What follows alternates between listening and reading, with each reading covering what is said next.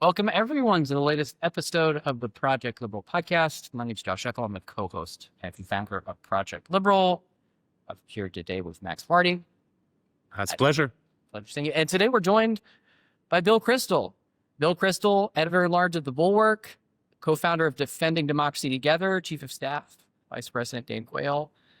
And also, I think the work that you're doing publicly is some of the most important work being done right now as a center-right principled opposition to Trump. So I really appreciate you taking the time to chat with us. Well, that's kind of you to say, and it's good to be with you both. And things are going great, right? Country's in great shape. Fantastic. Center-right, center-left, hanging in there. All the best people are running everything now. Exactly. Good point. Yeah, that's right. So that was actually, so we've had guests on our show, like we had Aaron Ross Powell on yesterday, and we both, and many of the people in the Project Liberal community kind of come from the classical liberal libertarian tradition. We've watched basically our intellectual movement schism and kind of get co-opted in this kind of moment of political realignment. And we found ourselves in a similar situation to you. I mean, principled opposition to what is an authoritarian, growing authoritarian power in our society. I wanted to ask you to kick us off about your personal journey, because obviously you were chief of staff for a Republican vice president. You've been involved in this world for a very long time, and now you're very much against the Republican Party. Can you maybe just kind of walk us through the journey, the lessons that you learned, and how you came to this? Yeah, I mean, part of me thinks it wasn't a journey, really. I kind of had always been for free trade, for limited government. I mean, that's what the Republican Party mostly stood for. It was a mixed bag, obviously. I was hawkish on foreign policy, which I think a lot of you guys weren't, but that was on behalf of liberty, to be fair. And that's sort of an argument you could say that good faith people can make and have made throughout history, John Stuart Mill and so forth. If you believe in liberty, do you treasure it here at home and be wary of foreign interventions in the national security state? It's not a unreasonable position. Or do you think it's more risky to let illiberalism prevail, sometimes at least abroad? So on that issue, I think I was identified as against the libertarians, but I had cordial actual relations with Cato and many libertarians worked with me, obviously, in the Bennett. Well, I worked for Bill Bennett at the education department, but the school choice was one of our major issues. When I worked for Vice President Quayle, the libertarian conservative, if you want, alliance was pretty strong, and we opposed various big government schemes. I think the last time I spoke at a Cato retreat, like for donors, Ed Crane had me at the height of the Obamacare fight, because I was pretty against Obamacare and had done a fair amount of organizing against it, and of course Cato hated it and stuff. So I think anyway. So once the Republican Party was taken over by authoritarians, I decided that was not for me, and many others made similar decisions. So that's part of it. Is I don't think I changed that much. Now, part of it is also I did learn some things. I think one has kind of amazing to go through this whole period and not change one's mind about anything. And I do think the Republican Party and the conservative movement was, penetrated more by, let's just call it authoritarian elements and sentiments than I realized. I did realize they were there, and people sometimes talk as if you guys were just blindsided. I mean, I spent a lot of the 90s fighting Pep Buchanan, So, I mean, it wasn't like I was not aware. I spent, when I was with Bill Bennett, we fought sort of some leftover George Wallace supporters who were trying to take over some aspects of the education department and against Bennett, who was regarded as a post-civil rights kind of neocon. So I was well aware of these forces, but probably underestimated them. Probably underestimated how much some of what I thought were legitimate policy positions, and I think still are some of them, were also buttressed by certain kinds of bigotry and reaction, let's just say. And so in that respect, I suppose I have, been awakened a little bit to some aspects of the problems with the conservative movement. But now I do think we have a serious authoritarian threat. All decent people need to band together. And I really admit it. We should, from classical liberals, like in the 30s, 40s, classical liberals to social democrats can debate many aspects of the welfare state and of foreign policy and social policy for that matter. But really, one has to fight the communists and one has to fight the fascists. That's my new simple-minded formulation is I basically want to hang out with anti-communists and anti-fascists. We should defeat our opponents, and then we can get back to normal politics. I want to start, I want to pull us back a little bit, big picture here. If somebody would have asked me which of the two parties is most likely to succumb to ideological or even non-ideological capture by this populist forces, some years back, I would have said it was the Democrats, because I thought the Republicans had a stronger ideological center, whereas the Democrats were always just a big tent of a bunch of different groups that sort of came together because why not? That wasn't how it turned out. So how is it that the party that seemed to be the Reagan's three-legged stool with, here are the three things that we stand for and the three ideas, how was it that that one was the one that lost all three legs of the stool to this force, this man, this? So I think history is contingent. History is complicated and history is contingent. I don't think you were wrong I mean, the fact that it didn't turn out the way you expected it to doesn't mean your analysis at the time was incorrect, of course.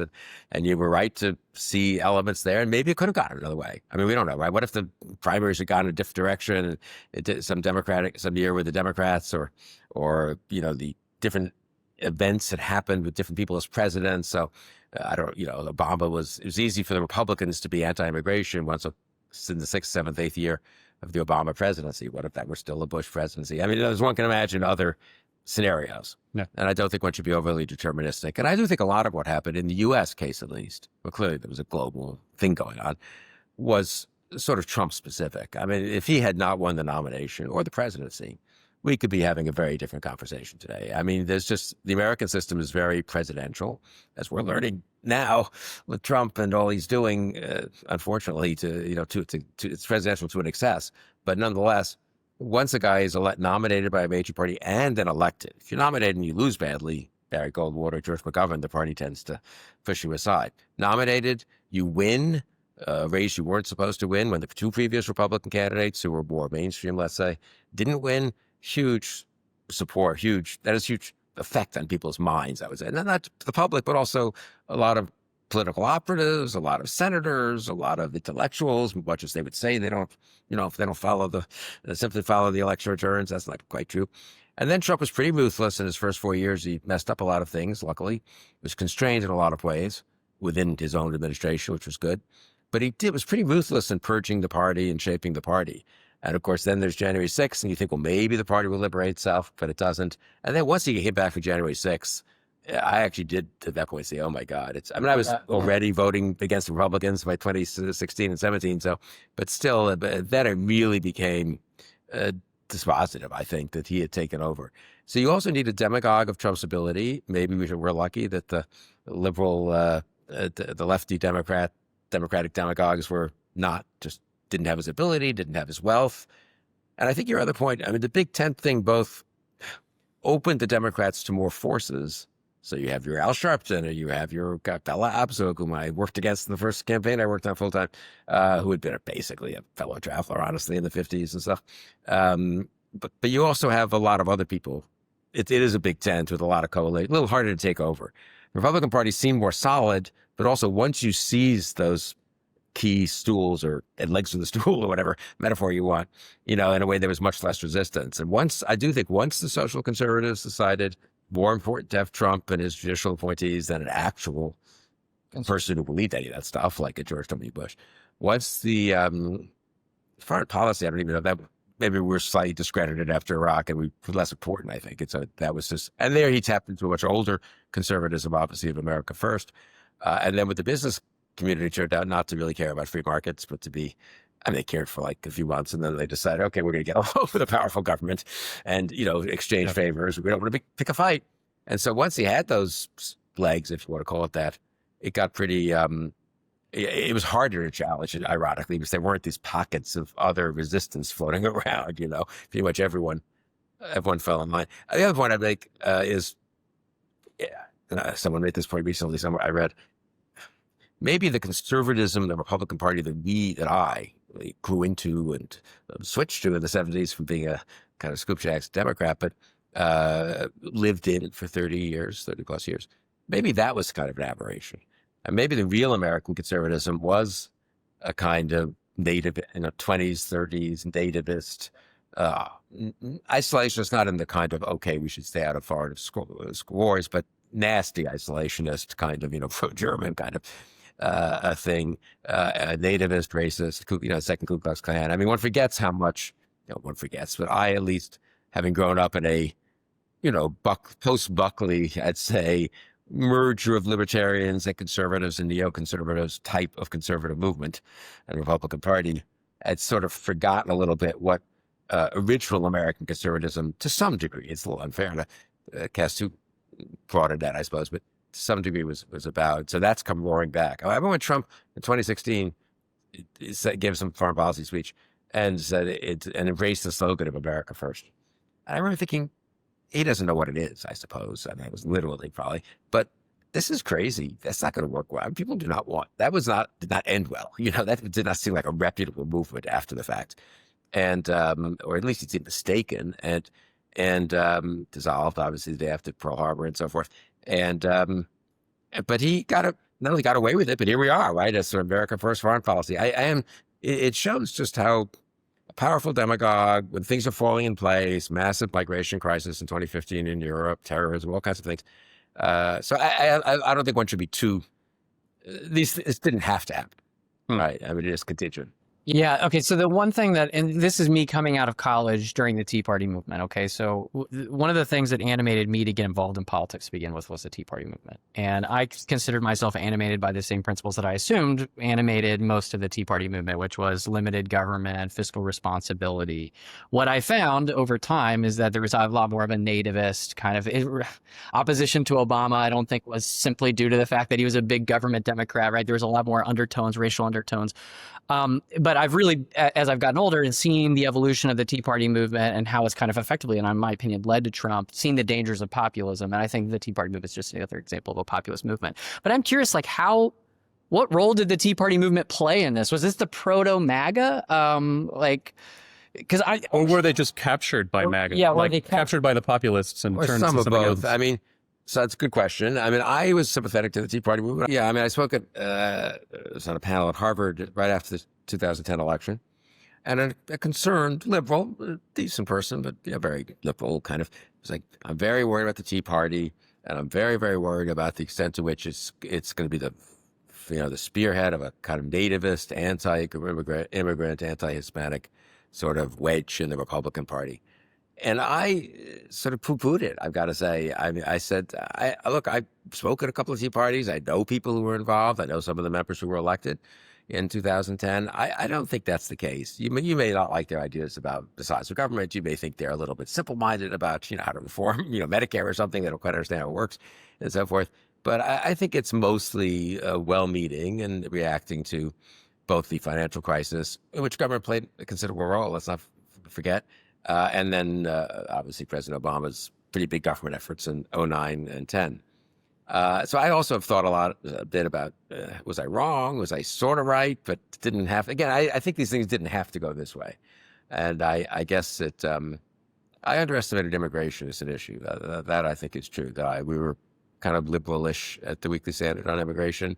But even as early as 2006-07, which was when the original big legislation was there in Congress, and Bush supported it, and McCain, and with Teddy Kennedy, and the right just came down on it and ended up defeating it. Some of the left too, some of the unions and stuff. And the most hostile, we used to do these cruises at the Weekly Standard for our supporter, readers. If they paid extra, they could come to our panels and so forth. They get a nice cruise out of it.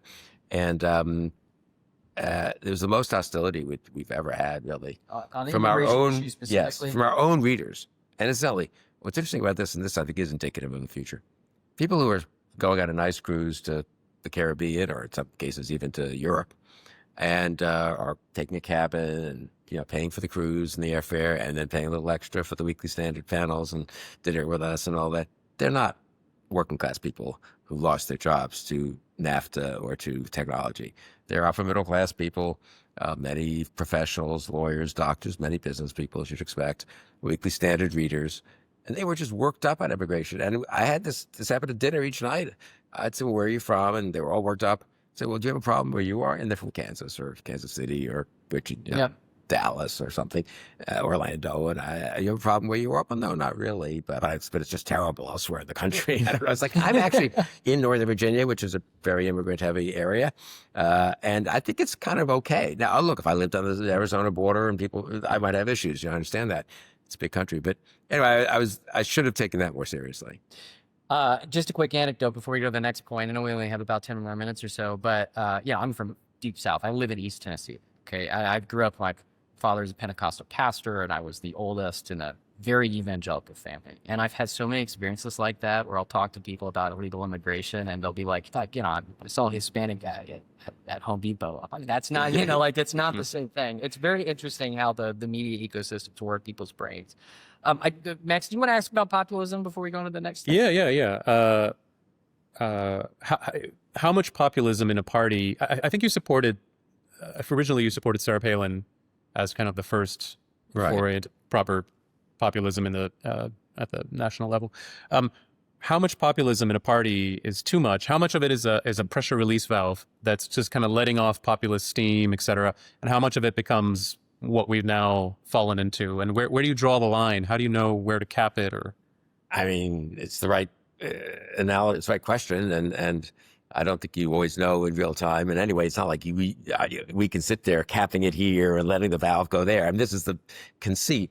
I mean, I wanted actually a McCain-Lieberman ticket, but then he was ruled out. So I thought, well, Palin might be good, precisely as you say. McCain was clearly from, you know, he's a certain kind of Republican aristocracy and military aristocracy. I love John McCain, but I thought he could use a little more appeal to kind of working class voters. And Palin was a pretty well thought of, only a year and a half, granted, governor of Alaska, sort of populist, but not at all nativist at the time. Alaska's full of, you know, Native Americans and a lot of people. She grew up and she had a sort of her own complicated family. She didn't seem like, you know, an intolerant nativist, unlike some other people in Congress. So she was, or even some other governors. And Alaska's a kind of interesting, quirky state, but if anything, as you guys know, it was sort of a libertarian conservative state, right? You sort of assume a governor of Alaska was not going to be a kind of old South type of governor. He or she was going to be more of a libertarian. So I misjudged that. But to be fair, her campaign was she just echoed McCain, honestly. I mean, there are some couple of famous lines she said that were kind of stupid, you know, but she wasn't attacking Hispanics. She wasn't attacking, you know, gays. She wasn't, I don't know, she wasn't a protectionist. You know, she was kind of a pretty straightforward American, a certain kind of conservative. So I thought it was a useful co-opting of populism. And I thought the same about the Tea Party in 2010, 2011, 2012. I thought, okay, you don't want the party just to be business elites. You want sort of a mixture of business elites and more working class people. And so then you talk yourself into that. And that's right. I mean, that was literally the Reagan coalition, right? Reagan Democrats. So it's not, but we don't control it. I mean, this is the main part about politics, right? Things get out, you don't turn off the valve and stop it. These people have their own minds. Forces have their own destiny, I suppose. Events happen. That's very, very important. Events happen. but you can influence it. You can try to keep them out of the room. Well, right. We did try to, we thought, yes. I mean, the question, so for me, Trump was the huge red line. And that's why we became, in 2015, we decided the moment he announced really was just unequivocally anti-Trump. Whereas, I don't know, other people before then, senators, congressional candidates, we thought, okay, you know what, it's a big party. It's sort of like being a Democrat today. You're going to have your AOC, but as long as most of the party is more like Abigail Spanberger or Mikey Sherrill, it's okay, you know? That was sort of my attitude, I guess I would say at the time. I do want to go in the time that we have left to talk about the center-right opposition, because I don't know if you feel the same way. I've been to conferences for the last year since Trump got elected, and it almost feels to me like the center-right individuals that are willing to speak out against this authoritarianism almost have like a level of credibility that I don't feel like the left has. Like I've gone to Democratic conferences and seen people like Adam Kinzinger speak, and he gets standing ovations, whereas you hear the same kind of narratives from the left, it doesn't see. So, I mean, I think center-right voices are incredibly important, but I am curious, like, what was it, like, what kind of convinced you that it was so important to go so far out? Because I know there's a lot of people, former Republicans, that are just quiet now. Yeah. Right? There are not many people that are as vocal as you are and as vocal as the Bulwark is.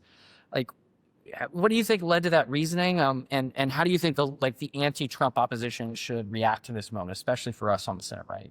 So I think your first point is true. I think it's always been that way. That is to say, ex-communists had more credibility in telling you what communism was like. Whittaker Chambers, there's a kind of sense that, well, someone else who just opposed it from afar, what did he really know, And former Democrats who switched over to conservatism of one kind or another, in a way had more, had a certain added, you might say, oomph because of who they've been. So that I think is kind of to be expected. I don't know that it's any reflection on any of our being particularly persuasive. It is just who we are. So that's what I'd answer to that part. Look, I think no, but I think I agree. I mean, I'm heartened that many of my friends, and I went in the same direction. I remember thinking in 2017, maybe it was 2016 even, when Trump was running and won the nomination.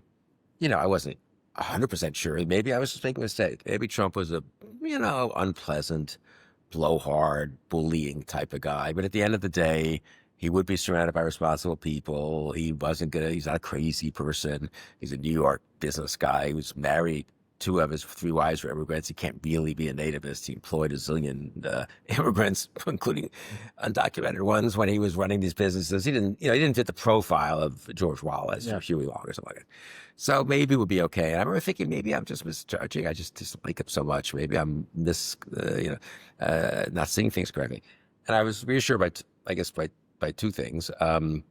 The first was a lot of the people who also just thought this was a bridge too far. As if I were alone and I looked around and Mona Charen and Charlie Sykes and Pete Wehner and Shikadalmi and many others hadn't been, making the same judgment. I don't have that much vanity and self-confidence. I would have been a little bit like, geez, maybe I'm wrong.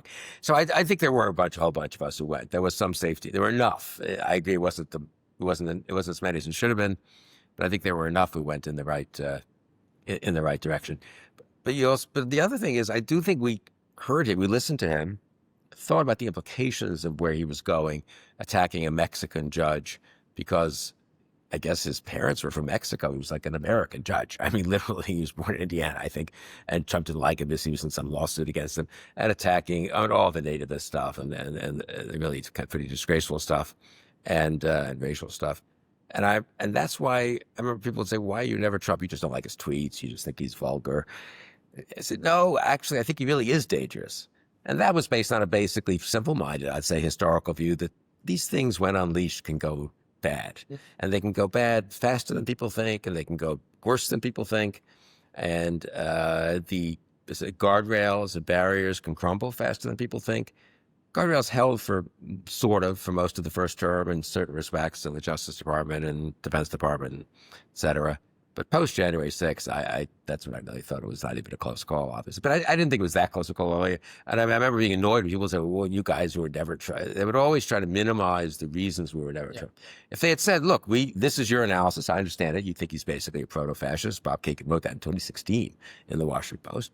But, you're wrong for this reason. That would have been fine. But they never took us on, honestly. Do you think? I think very few of them. It was all just sort of, you guys are overreacting. It's not the tweets, and the TDS. TDS. I would love to take us in a number of directions because I would love to go into the Kristol Doctrine 2.0 for foreign policy and a number of other things. We'll do that in another conversation. We'll do it in another conversation. We have to have you back. So I want to come to a close on the question, what can Democrats do to make themselves more hospitable to proper conservatives and former Republicans like yourself? Yeah, I think they're being pretty, so my personal experience is most Democrats are pretty, there's not a lot of hostility. That's the good news. I mean, I kind of expected a little more pushback. And there was in 17, 18, there was a little bit of, I don't know if I can associate with this guy. I'd say, honestly, at this point, they're happy to have our support and our participation. I mean, and so that's good. I mean, on policy, I don't have any magic thing. They just should be more pro-free market. And, now the weird thing is Trump has pushed them in some, I hate to put it that, some good directions, right? Yeah. If you look at Trump's use of tariffs, all of the arguments that I think we all would have agreed on against tariffs were sort of hypothetical because we hadn't really seen a real tariff regime in quite a while. You guys never lived in one. I didn't, right? And things were basically moving in a free trade direction. And so you could quibble about different aspects of free trade regimes and so forth. To see what it's like in practice and to see that it's not what the sort of sophisticated defenders of tariffs said it was going to be like, and that this is really the worst kind of corruption and arbitrariness and damage to the economy, which I think we're going to see pretty soon. That's moved a lot of the liberals away from a kind of, union-influenced kind of, I think we should protect some of the steel jobs. Well-meaning, I would say, sort of semi-protectionism. So I think the Democrats are more pro-free trade now, honestly, than they were 25 years ago. Foreign policy, I'd say also we can argue about exactly where we should intervene and all that, but they do understand the importance of resisting tyranny, and they don't seem like George McGovern so much these days. So I think actually the reality is having some effect on the Democrats. They do need to shed some of their both older views that are just out of date, honestly, and then some of the identity politics stuff, which obviously turns off a lot of people like us. I don't know if it really turns off any voters, honestly, but it turns off a certain kind of, people like intellectual types. The whole tech sector apparently got turned off by that stuff. Well, that's right, allegedly. Yeah, I somehow don't quite. This is where I kind of have a certain amount of doubt as to exactly who was turned off by what, because I think they all were, they wanted. Turned out that if you were, a certain type of super rich tech guy, you thought very highly of yourself, and you basically didn't believe anymore in human equality and in rights for lesser beings. So, I mean, I think that's the more important side. Than I don't know what did they get harassed to hire a lot of minorities? Honestly, I don't even. Right. Not much. I don't think. Did they personally suffer from DEI programs?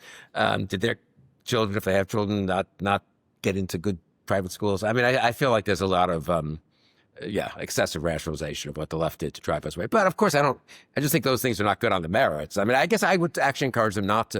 I think there's a lot of overthinking. Maybe we'll close with this. A lot of, like, how do we get these people in without offending those people? Probably they should just work hard and be open-minded about what policies would be best for the country. And I think people will fall in behind such policies if they're well argued. And I don't even know that they need to overthink, how do we get this sector of the never Trumpers and this sector of the former Republicans in. So I live in Virginia. I'm in a happy circumstance. I get to vote for Abigail Spanberger in November. She's fine. I mean, if the Democratic Party were full of Abigail Spanbergers and Mikey Sherrill, who presumably governor of New Jersey, I could live with that. And but of course, that's not the entire party. I love that in the future we're going to be able to say to Democrats who are anti-free trade and such, stop being so Trumpy. Well, don't you think? But I've actually been saying that. Don't you think there's a little bit? I think that's happening a little. Oh, no, it's absolutely happening. I've gone into rooms with Democrats and see them standing applause for free trade, repealing tariffs, which I don't think would have been something that I would have ever expected 20 years ago, right? Yeah, you guys. Think back to the Battle of Seattle in the 2000s. You guys were busy at think tanks that were going crazy about the Jones Act and all these restrictions on trade that come from the New Deal. It almost feels like we're going to destroy the U.S. economy. I think for those of us that love free trade, our moment is finally coming. Yeah. To some degree. I mean, at least for those of us that have been growing up through the Trump era. But Bill, I really appreciate you taking the time to chat with us. Thanks for all the work that you're doing. For our audience, obviously Project Liberal is about advancing the cause of a free and open society. You can learn more at projectliberal.org. Check out the Bulwark, subscribe, be a paying subscriber. I recommend it. I am also a paying subscriber.